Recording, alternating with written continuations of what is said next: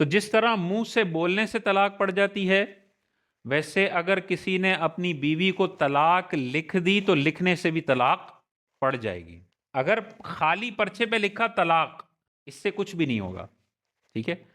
لیکن اگر لکھے میری زوجہ کو میں طلاق دیتا ہوں، یہ پرچے پہ لکھ دیا، تو طلاق لکھنے سے بھی پڑ جائے گی۔ اگر اس نے صریح الفاظ میں طلاق دی اور اپنی بیوی کی طرف اس طلاق کو منسوب بھی کر دیا، تو اس لکھنے سے بھی طلاق پڑ جائے گی۔ اچھا، مثال کے طور پہ پرچے پہ لکھا، بیوی کو خط لکھ رہا تھا، طلاق لکھی اس میں بقائمی ہوش و حواس اپنی زوجہ کو فلانا بنت فلاں کو طلاق دیتا ہوں، پھر وہ لیٹر پھاڑ دیا، پوسٹ نہیں کیا، تو پھاڑنے واڑنے سے اب کچھ بھی نہیں ہو سکتا۔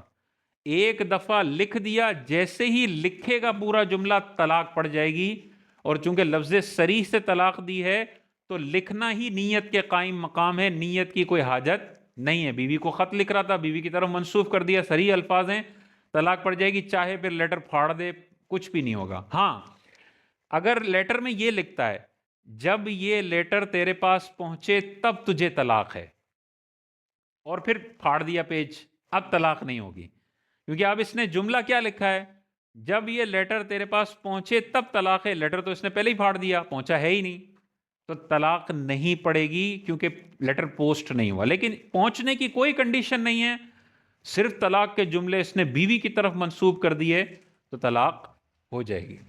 یہ پرچے پہ لکھنے کا معاملہ ہے، یا کوئی کاغذ واغذ پہ لکھنے کا معاملہ ہے۔ پانی پہ لکھ دیا ہاتھ سے غصہ ٹھنڈا کرنے کے لیے، تو اس سے کچھ بھی نہیں ہوتا، پانی میں الفاظ وغیرہ بنتے نہیں ہیں۔ یا ہوا میں یوں لکھ دیا، جب تک الفاظ نہیں واضح طور پر تب تک وہ نہیں سمجھے جائیں گے۔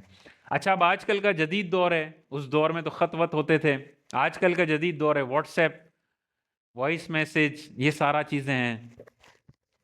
تو اگر یہ بیگم کی چیٹ میں جاتا ہے، میسج ٹائپ کرتا ہے میں نے تمہیں طلاق دی، اور سینڈ کا بٹن نہیں دباتا اور وہ ڈیلیٹ کر دیتا ہے، اب ڈیلیٹ کرنے سے کوئی فائدہ نہیں ہے، اس نے لکھ دیا، ٹھیک ہے؟ اور اس پہ پورے سارے فقہا کا اجماع ہے کہ پرچے پہ اگر کسی نے بیوی کو طلاق لکھ دی، اس کے بعد پھاڑ بھی دے گا تو پھاڑنے سے کچھ نہیں ہوگا، طلاق نافذ ہو گئی۔ اور جدید دور میں، ڈیجیٹل دور میں، اگر بیگم کو پورا میسج صریح لفظوں کے ساتھ، اضافت کے ساتھ اس کے چیٹ ان باکس میں جا کے لکھ دیا، پھر مٹا دیتا ہے، سینڈ کا بٹن نہیں دباتا، سینڈ کے بٹن سے کچھ بھی نہیں ہے، بیوی کو سنانا کوئی ضروری نہیں ہے، گواہوں کو سنانا ضروری نہیں ہے۔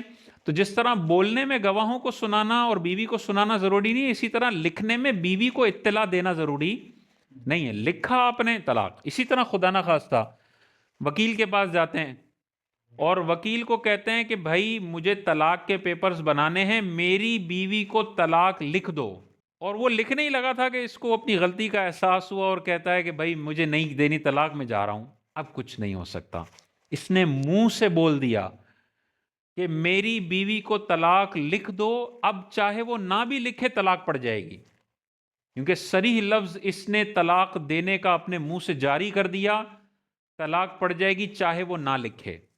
یا اس نے کچھ بھی نہیں بولا، سٹیمپ پیپر میں طلاق لکھی ہوئی تھی، اس نے پڑھ کر نیچے دستخط کر دیا، تو جیسے ہی دستخط کرے گا اوپر کا مضمون پڑھنے کے بعد طلاق پڑ جائے گی۔ ہاں، خالی اسٹیمپ پیپر پر نیچے سائن کروا لیا کسی نے، یہاں پہ اوپر کچھ لکھا ہوا نہیں ہے، اور اس نے سائن کر دیا تو طلاق نہیں پڑے گی، اس کو تو نہیں پتا تھا اوپر کیا مضمون ہے۔